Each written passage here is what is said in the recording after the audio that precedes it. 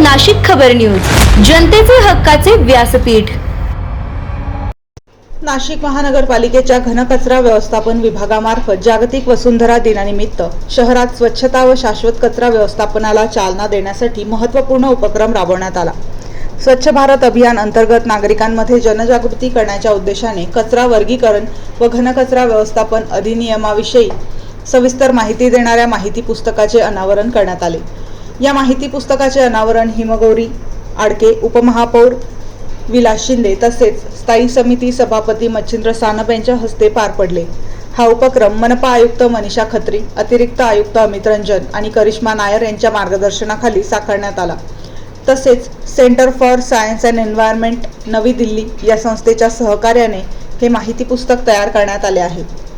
या पुस्तिकेद्वारे नागरिकांना घरगुती व व्यावसायिक स्तरावर ओला व सुका कचरा वेगळा ठेवणे, ओल्या कचऱ्यावर कंपोस्टिंग प्रक्रिया राबवणे आणि सुक्या कचऱ्याचा पुनर्वापर व पुनर्प्रक्रिया करण्याबाबत सविस्तर मार्गदर्शन करण्यात आले आहे।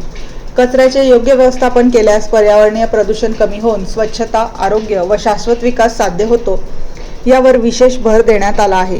तसेच सार्वजनिक ठिकाणी कचरा टाकणे, कचरा जाळणे किंवा नियमांचे उल्लंघन केल्यास दंडात्मक कारवाई होणार असल्याची माहितीही देण्यात आली आहे। यावेळी नगरसेवक दिनकर अण्णा पाटील, जयंत जाचक, सविता काळे, कोमल मेहरोलिया, निवृत्ती इंगोले, घनकचरा व्यवस्थापन विभाग संचालक डॉक्टर आवेश पलोड, जनसंपर्क अधिकारी नितीन गंभीरे तसेच CSC संस्थेचे प्रतिनिधी कैफी जावेद आणि अदिती पताडे यांच्यासह पर्यावरणप्रेमी मोठ्या संख्येने उपस्थित होते।